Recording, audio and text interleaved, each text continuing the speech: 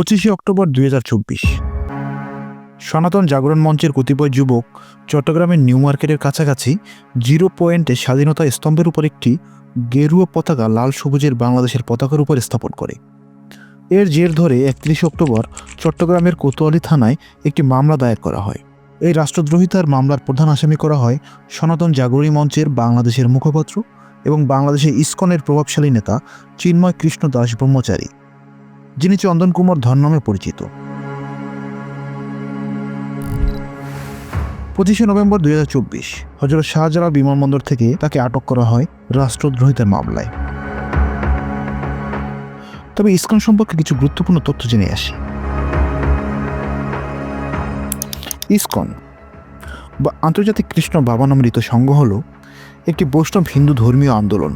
এটি 1966 সালে আমেরিকার নিউ ইয়র্ক শহরে শ্রীল অবচরণবৃন্দ ভক্তি বেদান্ত স্বামী প্রভুপাদ দ্বারা প্রতিষ্ঠিত হয়। সংগঠনটি প্রধানত ভগবান শ্রীকৃষ্ণের ভক্তি প্রচারের জন্য কাজ করে। তারা মূলত মন্দির প্রতিষ্ঠা এবং ধর্মীয় কার্যক্রম পরিচালনা, কৃষ্ণপ্রসাদের বিনামূল্য বিতরণ এবং ভক্তিমূলক বই, গান এবং জ্ঞান প্রচার করে থাকে।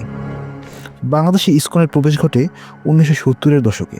ঢাকার স্লিপিং ব্যাগ এলাকায় একটি মন্দির প্রতিষ্ঠার মাধ্যমে ইসকনের প্রধান কার্যক্রম শুরু হয় এবং এটি ঢাকা সহ চট্টগ্রাম, সিলেট, যশোর প্রভৃতি শহরে সক্রিয়ভাবে কার্যক্রম চালাচ্ছে। সনাতন হিন্দুরা ইসকনকে কীভাবে দেখে?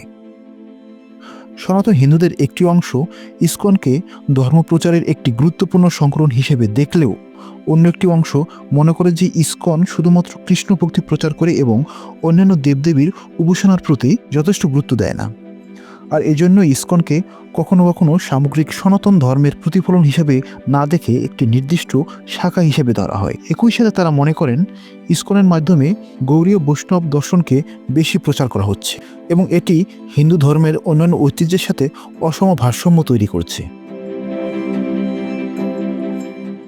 ইসকনের অনেক সদস্য এবং কার্যক্রম বিজেপির হিন্দুত্ববাদী মতাদর্শের সাথে ঘনিষ্ঠ বলে মনে করা হয়। ইসকন হিন্দু ধর্মের প্রচার এবং গরু রক্ষার মতো বিষয়গুলিতে সক্রিয় ভূমিকা পালন করে, যা আরএসএস এবং বিজেপির মূল এজেন্ডার সাথে সাদৃশ্যপূর্ণ। বাংলাদেশে হিন্দু সম্প্রদায়ের উপর সাম্প্রতিক আক্রমণের সময় বিজেপির নেতারা বাংলাদেশ সরকারকে কড়া বার্তা দিয়েছে। বিজেপির পশ্চিমবঙ্গের বিরোধী দলীয় নেতা শুভেন্দু অধিকারী বাংলাদেশের হিন্দুদের প্রতি সহিংসতার সমালোচনা করে বলেছেন, এই অবস্থা চলতে থাকলে বাংলাদেশ থেকে 1 কোটি হিন্দু শরণার্থী ভারতে আশ্রয় নিতে পারে।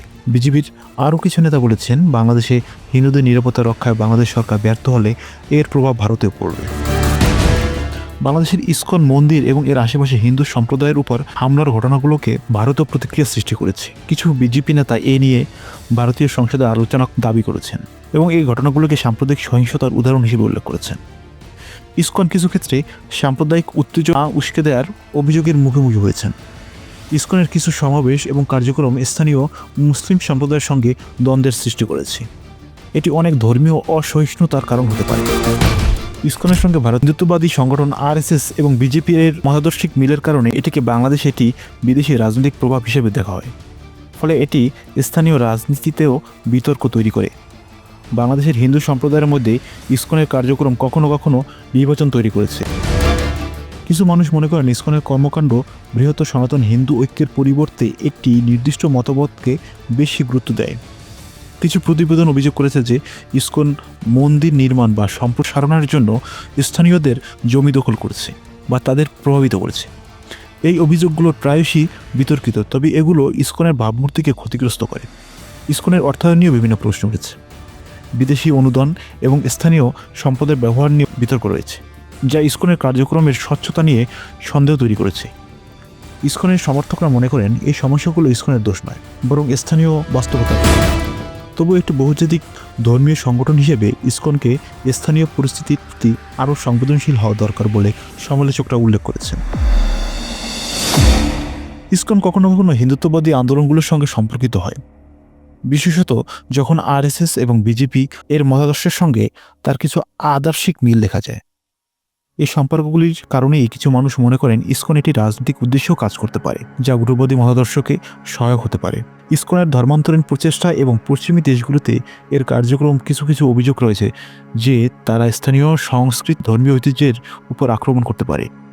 বিশেষ করে কিছু সম্প্রদায় মনে করেন যে ইসকন তাদের ধর্মীয় বিশ্বাসে হস্তক্ষেপ করছে এবং এভাবে স্থানীয় ঐতিহ্যের জন্য হুমকি সৃষ্টি করছে। ইসকনে যে সাম্প্রদায়িক প্রচারণা চালায় এবং স্থানীয় হিন্দু সম্প্রদায়ের মধ্যে বিভাজন সৃষ্টি করে তা কিছু ক্ষেত্রে উগ্রবাদী প্রবণতার উদাহরণ হিসেবে দেখা যায়। তবে এটি সবসময় ইসকনের মূল দৃষ্টিভঙ্গির সাথে মেলে না। 26 নভেম্বর 2024 চট্টগ্রামের আদালতে চিন্ময় দাসকে বিচারের জন্য উঠানো হলে তখন আদালতের বাইরে থাকা কথিত ইসকনের সমর্থকরা হামলা চালায় সহকারী পাবলিক প্রসিকিউটর সাইফুল ইসলাম আলিফের পরে এবং এক পর্যায়ে তাকে নৃশংসভাবে হত্যা করা হয় এবং নিরাপত্তা কর্মীরা হামলার সাথে জড়িত থাকা 6 জনকে গ্রেপ্তার করে। সর্বশেষ তথ্য মতে তার জামিন আবেদন শুনানি 1 মাস পিছানো হয় এবং তার পক্ষে শুনানি করার জন্য কোনো আইনজীবী পাওয়া যায়নি। এখন প্রশ্ন হলো, ইসকনের প্রভুত্ব চেয়েছিলেন যে ভগবান শ্রীকৃষ্ণের প্রতি ভক্তি সারা বিশ্বে ছড়িয়ে দিতে, তবে মানুষ হত্যার ভক্তি কি ইসকন সদস্যরা নিজেরাই তৈরি করলো নাকি অন্য কোনো রহস্য লুকিয়ে আছে এর ভিতরে?